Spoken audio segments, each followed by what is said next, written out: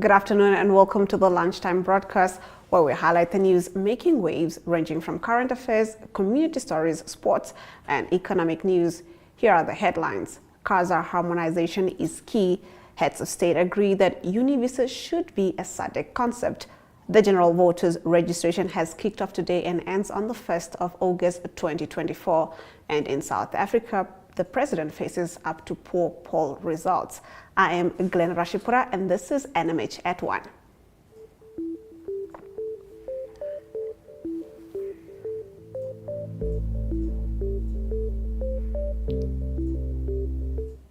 Getting into our midday news update, President Nangolo Bumba today registered for his voters card at the MTC headquarters in Olympia. Shedding light on the recently concluded elections in South Africa, Bumba highlighted the importance of democracy and thanked the South Africans for voting in a peaceful manner. Let's take a look.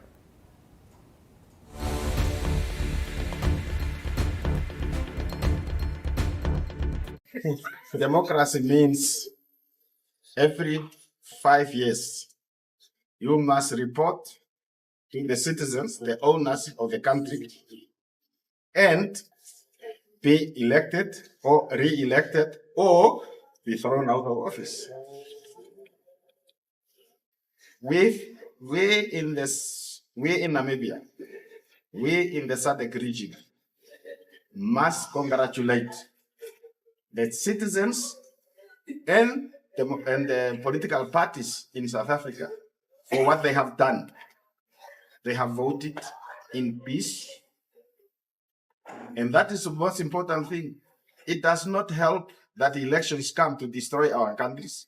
Elections only come to renew the mandate of those who represent us in parliament, regional council, or local authority council. It does not give you the right to destroy your country, because your country must remain, stay in peace, stay in unity. Your people must enjoy those rights that are enshrined in our constitution.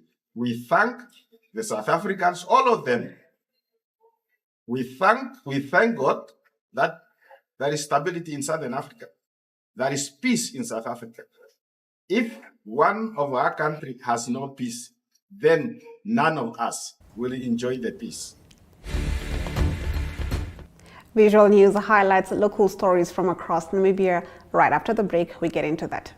Welcome to Namibia, where adventure meets tranquility. With Enjoy, you have access to a wide range of accommodations to suit every traveler's taste and budget. Experience the finest dining and hospitality Namibia has to offer. Booking your dream accommodation is just a few clicks away with Enjoy. Join thousands of happy travelers who have trusted Enjoy for their Namibian getaway. Your gateway to unforgettable Namibian adventures.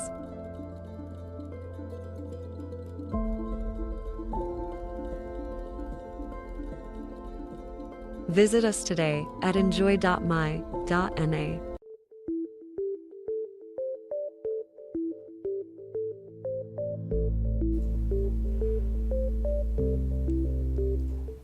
Let's get into our visual news. Oshana Regional Governor Elia Irimari has encouraged inhabitants of the region to go out in numbers and register to vote. Irimari registered this morning at Ondangwa Urban Constituency. The general voters registration, which kicked off today, ends on the 1st of August 2024.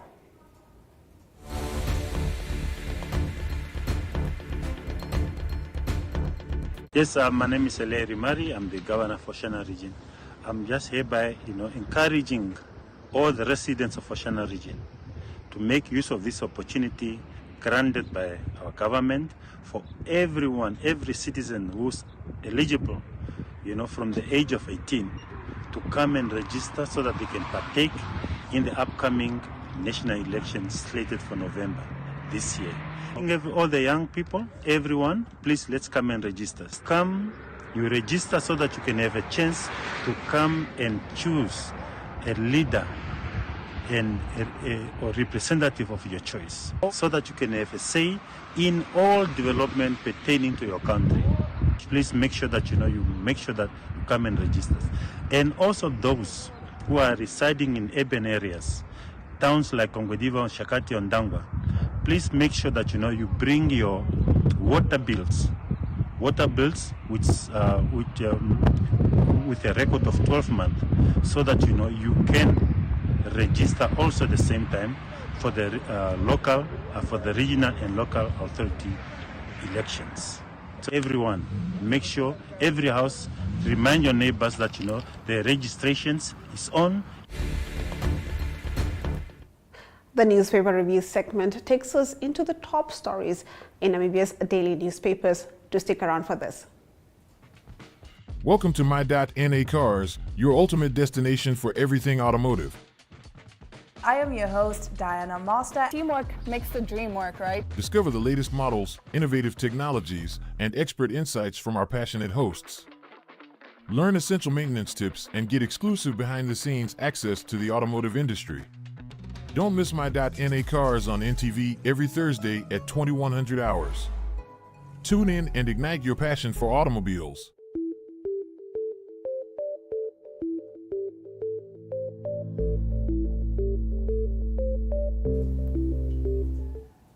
Getting into our newspaper review, the Namibian Sun's front page headlines: cargo trucks confiscated over illegal wood.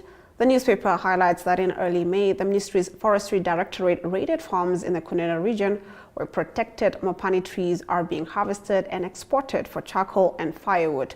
Trucks carrying loads of wood and charcoal without permits do not have already been confiscated, the ministry said.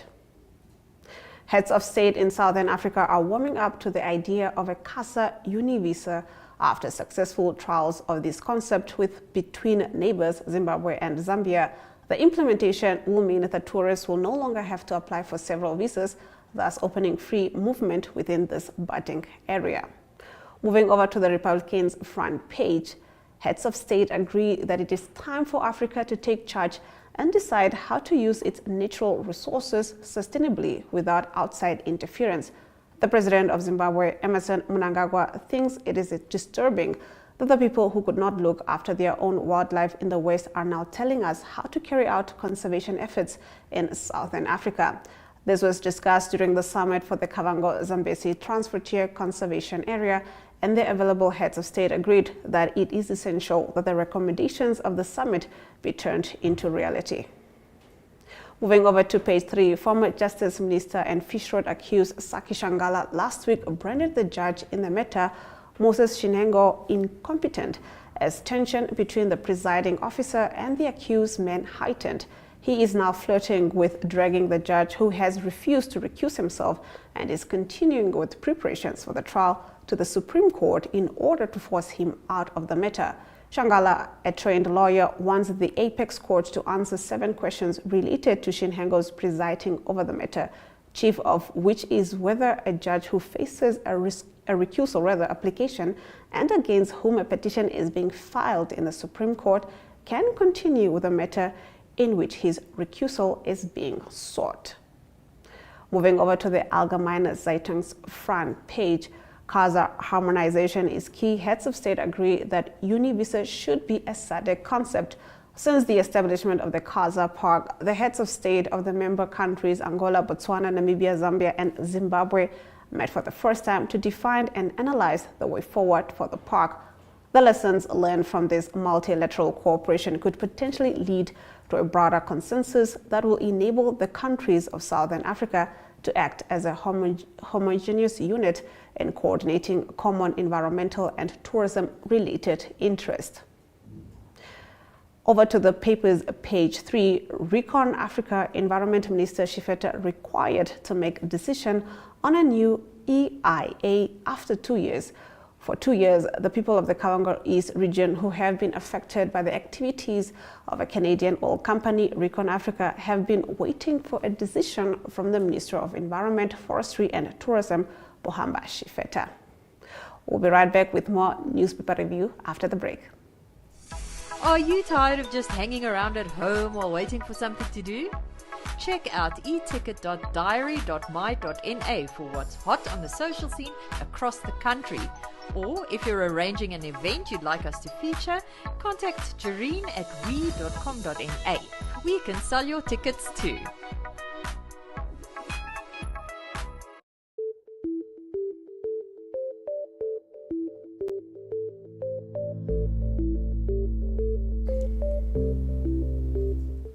Still with our newspaper review, ANC declines spells potential for SWAPO, analyst warn.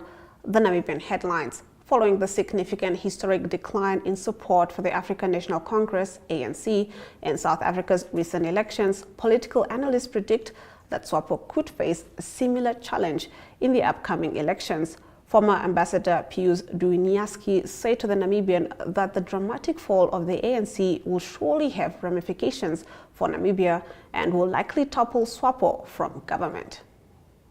Moving over to page 3, Oshikoto residents want region divided into two. The inhabitants of the Oshikoto region are proposing that the region be divided into two. The residents have submitted this proposal to the Boundaries and Demarcation Commission of Namibia. Over to the New Era's front page, it leads with ANC eats humble pie as coalition talks takes center stage. The ANC 30 years grip on South Africa's politics has ended and the party is seeking coalition partners. The party lost its parliamentary majority for the first time as results from the general election showed yesterday.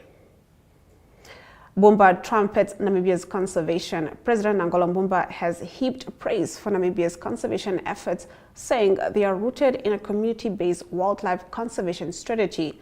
The president told over 700 delegates on Friday during the just-ended KAZA TFCA summit in Livingstone, Zambia. Moving over to Market Watch, which headlines MTC revenue increases despite market conditions. Mobile operator MTC says it has seen a moderate increase in its revenue despite challenging macroeconomic and geopolitical conditions. This follows the release of its interim financial results for the interim period ended the 31st of March 2024. For the period under review, revenue increased by 5.91% to $1.57 billion Namibian for the period under review, due to the demand for high-speed and value-added managed services, which contributed to the market expansion of mobile and enterprise revenue, the company said. After the break, we'll be taking a look at our economic news. To stay with NMH at 1.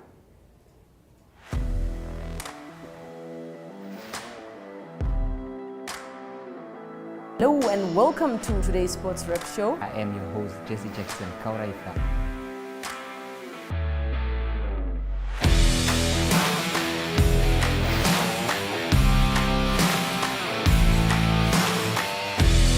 In replay, Namibia, who had won the toss for the first time on this tour.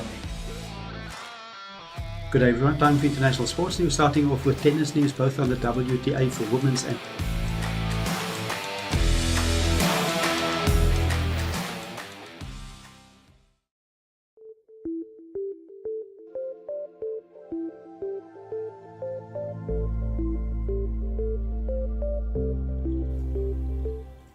Getting into our economic news, Africa's rich mineral resources and its potential as a vast export market are at the top of South Korea's agenda as it hosts a summit with the leaders of 48 nations this week with plans for aid on industrial infrastructure and digital transformation.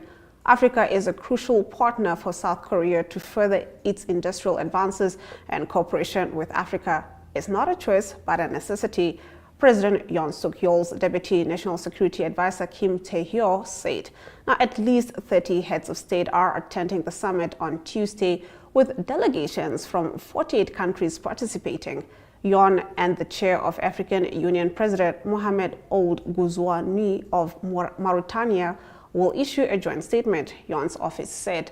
Wednesday, South Korean business leaders will host a business summit focused on investment, industrial development, and food security. Africa's strategic importance has never been greater, Kim said. South Korea is one of the world's largest energy buyer and is home to leading semiconductor producers and the world's fifth largest automaker, making a push for electrification. Partnership with Africa, with 30% of the world's critical mineral, including chrome, cobalt, and manganese, is crucial, Yoon's office said.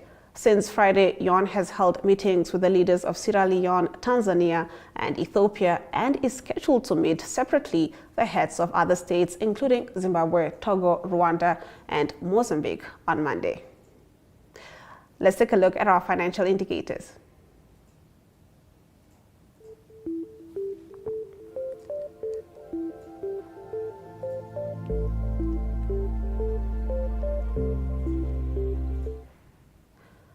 The Namibian dollar trades against the British pound at 23.75, against the euro at 20.28, against the US dollar at 18.73.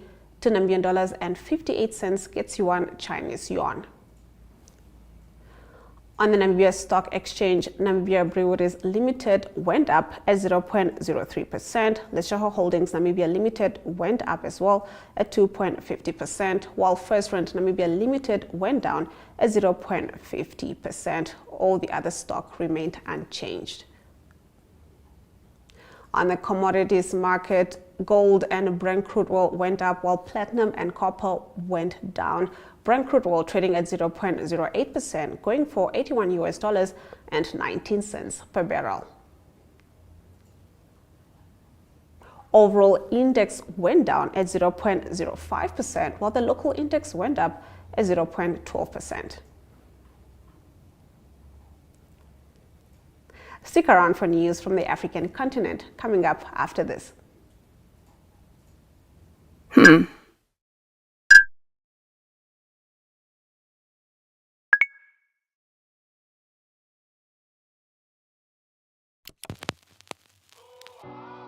E-Ticket, your online ticket solution for events and event marketing, bringing you ease of mind and making sure that your event gets out there.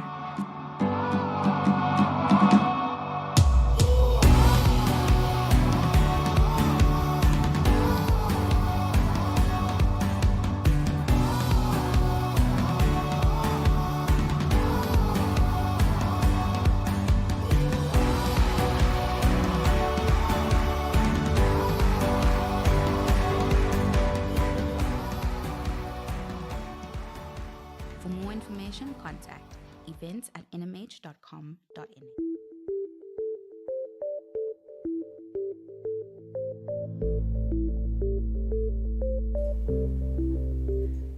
Getting into our news from Africa, swinging over to our neighbor South Africa.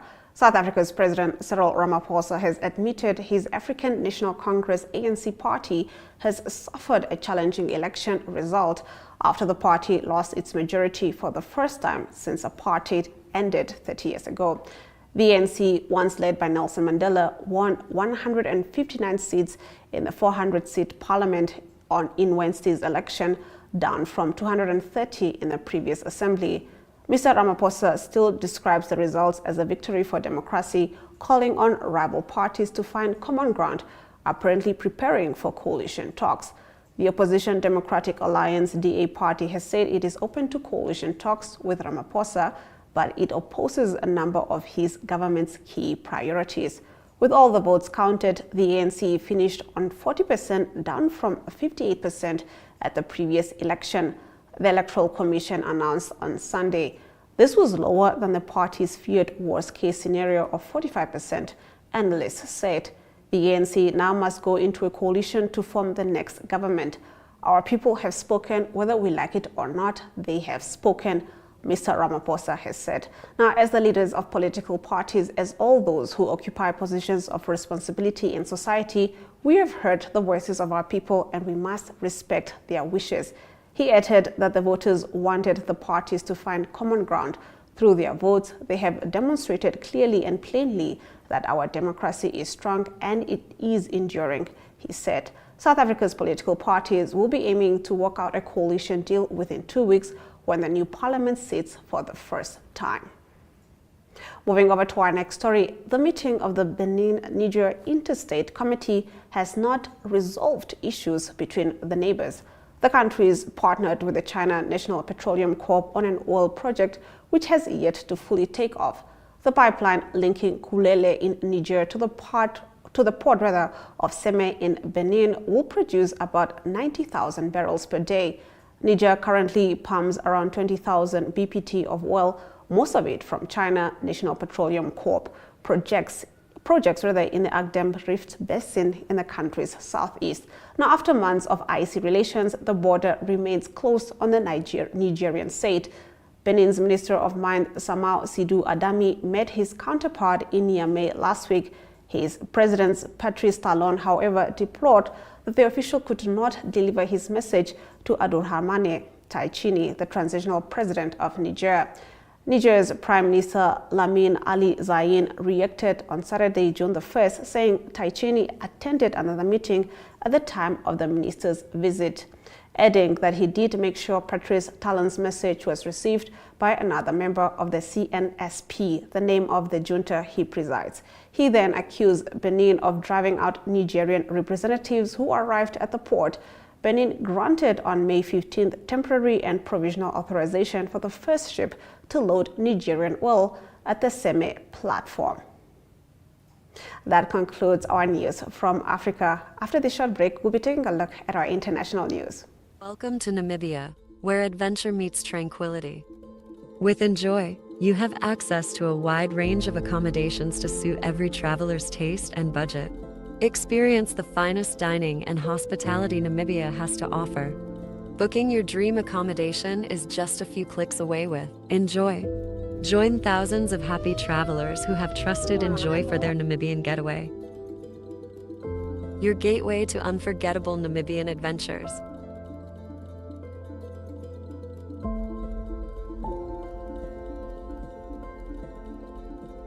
Visit us today at enjoy.my.na.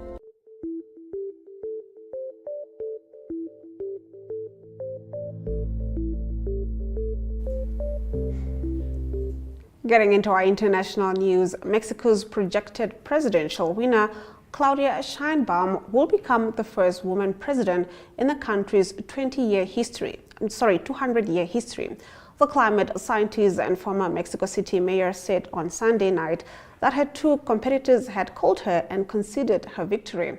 "I will become the first woman president of Mexico," Sheinbaum said with a smile, speaking at a downtown hotel shortly after electoral authorities announced a statistical sample showed she held an irreversible lead. "I don't make it alone. We've all made it with our heroines who gave us our homeland, with our mothers, our daughters, and our granddaughters. We have demonstrated that Mexico is a democratic country with peaceful elections," she said. The National Electoral Institute's president said Sheinbaum had between 58.3% and 60.7% of the vote, according to the statistical sample. Opposition candidate Xochitl Galvez had between 26.6% and 28.6% of the vote, and George Alvarez Maynez had between 9.9% and 10.8% of the vote. The preliminary tally, which started off very slowly, put Sheinbaum 27 points ahead of Galvez, with 42% of polling place tallies counted shortly after her victory speech. The governing party candidate campaigned on continuing the political course set over the last 6 years by her political mentor, President Andrés Manuel López Obrador, his anointed successor. The 61-year-old Sheinbaum led the campaign wire to wire despite a spirited challenge from Galvez. This was the first time in Mexico that the two main opponents were women. "Of course, I congratulate Claudia Sheinbaum with all my respect, who ended up the winner by a wide margin," López Obrador said shortly after electoral authorities' announcement. She is going to be Mexico's first woman president in 200 years. On the other side of the break, we'll be taking a look at our local sports news. Are you tired of just hanging around at home while waiting for something to do? Check out eticket.diary.my.na for what's hot on the social scene across the country. Or if you're arranging an event you'd like us to feature, contact Jareen at we.com.na. We can sell your tickets too.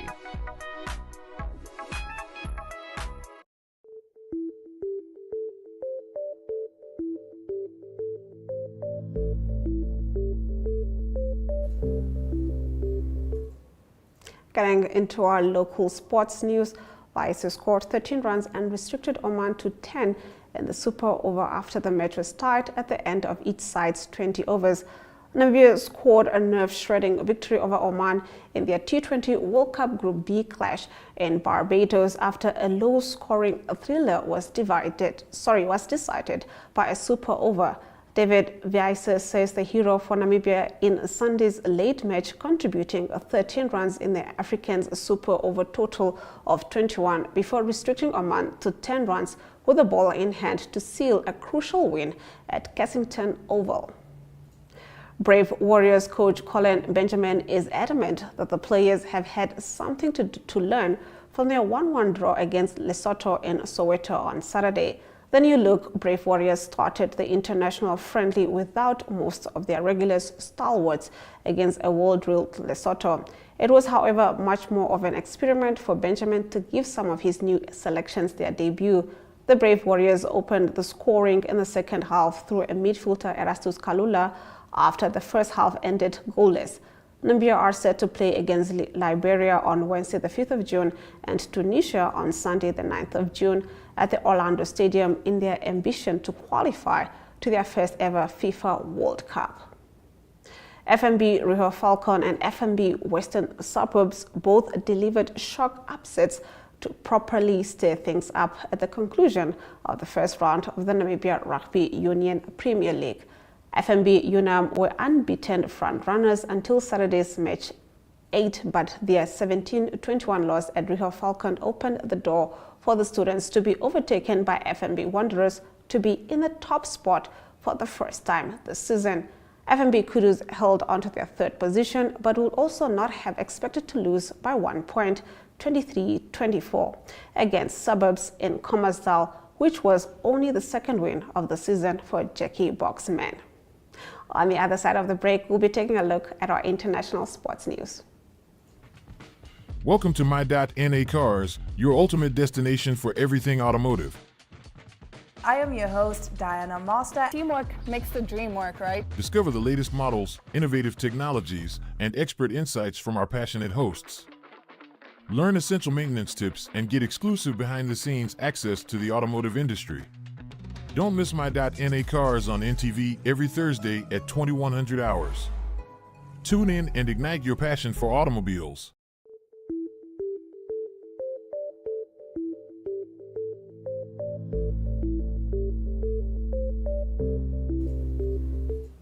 Getting into our international sports news, Real Madrid celebrated the Spanish title with thousands of supporters in May, pledging to return in June with the Champions League trophy.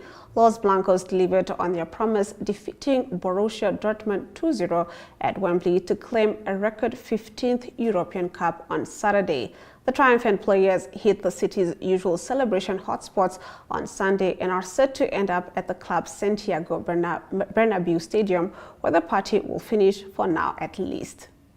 Moving on, Switzerland captain Granit Xhaka, who was instrumental in Bayer Leverkusen securing their first Bundesliga title this season, will have to dominate the midfield at the European Championship of his side and are to excel in the late stages of the tournament.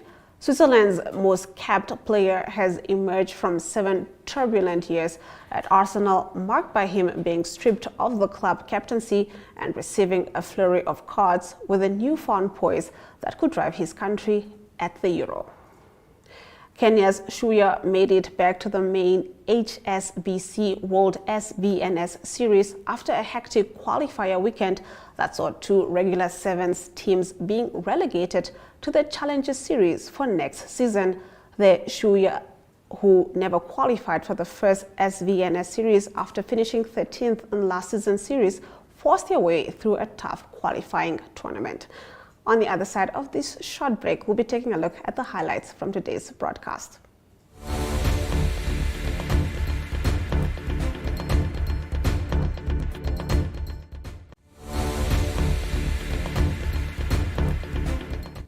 Getting into the news highlights from today's broadcast, South Africa's President Cyril Ramaphosa has admitted his African National Congress ANC party has suffered a challenging election result after the party lost its majority for the first time since apartheid ended 30 years ago. Mexico's projected presidential winner Claudia Sheinbaum